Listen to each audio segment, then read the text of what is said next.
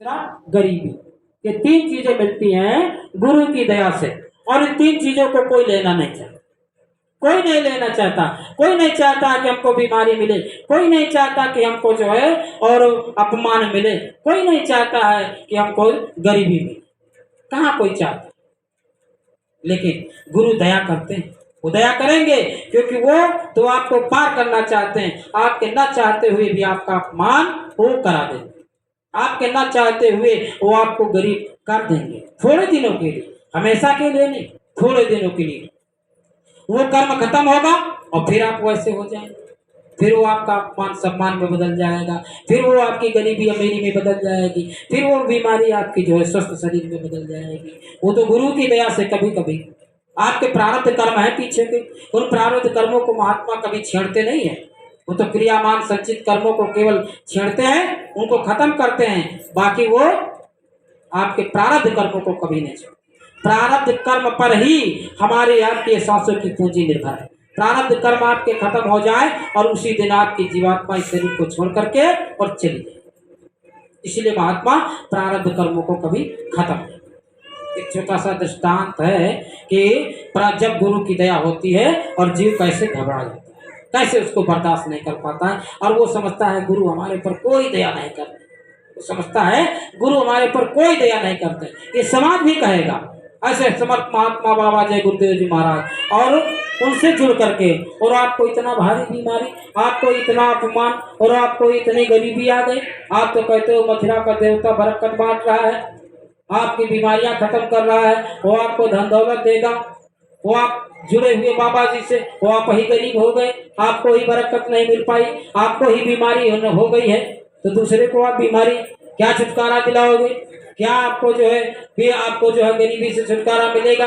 प्रेमियों, लेकिन न दुनिया को पता और न हम आपको ही पता है वो जो हो रहा है वो हमारे पीछे के कर्म से हो रहा है, और उसमें गुरु की दया न जुड़ी हो तो हम आप बर्दाश्त नहीं कर सकते। गुरु की दया जुड़ी, हमें क्या पता है कितना बड़ा अपमान होना था, हमें क्या पता है कितनी बड़ी हमें गरीबी आनी थी, हमें क्या पता है हमको कितनी बड़ी बीमारी हो।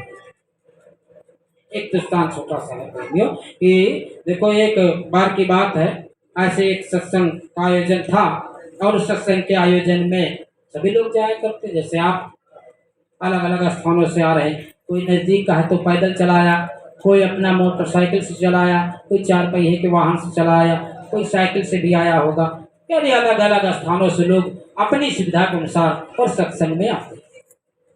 एक बहन जी थी, बड़े घरों की बहन जी थी, और वो जो है पैदल ही सत्संग के लिए निकल गई।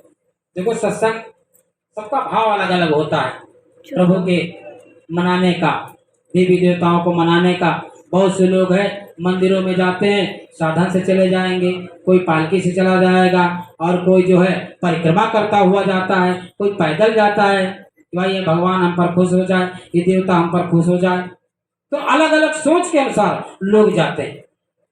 तो ऐसे ही वो बड़े घरों की थी, पैदल जा रही थी कि हम अपना सत्संग में वैसे भी सादगी में जाना चाहिए, सादगी में जाना चाहिए। पूज्य महाराज जी देखो मंच से हमेशा कहते हैं कि आपको जो है ऐसे नकली जेवरात पहन करके आना चाहिए, ज़्यादा सज धज करके नहीं आना चाहिए, सादे वेशभूषा में आना चाहिए, क्योंकि महात्मा का जो दरबार है वहाँ कोई सबकी कोई जरूरत नहीं। आप किसी पार्टी फंक्शन में जावे तो आप अच्छे कपड़े, अच्छे गहने, अच्छे गाड़ी सबसे आप जाओ, लेकिन सत्संग में सादगी में जाना चाहिए।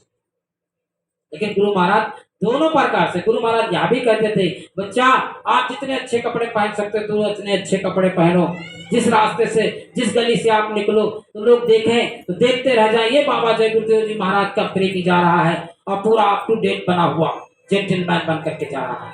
तो अच्छे अच्छे कपड़ों में जब आप चलोगे तो प्रेमियों, ये समाज जो होता है, ये समाज भी चमत्कार को नमस्कार करता है।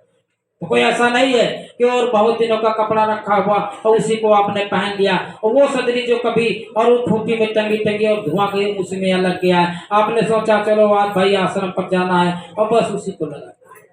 ऐसा कोई समय परिस्थिति हो तो बात अलग है, लेकिन हमेशा ऐसा। तो वो भी जा रही थी, बीच रास्ते में एक गुरु भाई और भी जा रहा था, वो भी सत्संग के लिए ही जा रहा था, रास्ते में चला जा रहा था। बेचारे को चलने में बड़ी परेशानी, चलने में बड़ी परेशानी थी, चल नहीं पा रहा था। उसको लकवा मारा हुआ था, फालिस जगह लकवा मारा हुआ था, वो चल नहीं पा रहा था, रास्ते में लड़खड़ाते हुए चल रहा था। वो बहन जी ने जब देखा कि ये हमारा गुरु भाई है और ये तो लड़खड़ाते हुए चल रहा है और इसको तो भाई बड़ी परेशानी है, अगर थोड़ी सी मदद कर दी जाए तो इनको आराम मिल जाएगी, इनको आराम मिल जाएगी और ये भी समय से पहुंच जाएंगे सत्संग में और हमारी सेवा भी हो जाएगी, सेवा भी हो जाएगी। अब यही सोच करके और उन्होंने और उस गुरु भाई को हाथ का सहारा दे दिया, सहारा पा करके और उसे सत्संगी को आराम हो गया, आराम मिल गया। अब उन्हीं का हाथ पकड़ करके और सहारे से और वो धीरे धीरे सत्संग में पहुंचा। जब सत्संग में पहुंचा तो वहां पर अब वो बैठ करके सत्संग सुना और सत्संग सुन करके उसके बाद और फिर वहां भोजन प्रसाद की व्यवस्था थी। प्रसादी के लिए और पत्तल डाल दिए गए। अब उस गुरु भाई का भी पत्तल डाल दिया गया और बहन जी का भी पत्तल उनको भी मिल गया। संयोग था अच्छा कि दोनों लोगों का पत्तल और एक साथ बिल्कुल बराबर में बैठे भोजन परोस दिया गया। वो गुरु भाई बेचारा वो तो लकवा का मारा हुआ, भोजन करने में भी उसको परेशानी। वो अपना हाथ से मिलाया भोजन को और मिला करके और जैसे ही उठा करके मुंह में डालने का प्रयास किया और थोड़ा सा मुंह में गया और बाकी उसी पत्तल में गिर गया। एक बार दो बार ऐसा करता रहा और बस मुंह में डाले और थोड़ा सा मुंह में जावे और बाकी उसी पत्तल में गिर जाए। बहन जी ने देखा, अभी वो शुरू नहीं किए थे, उन्होंने देखा इसको तो बड़ी परेशानी है।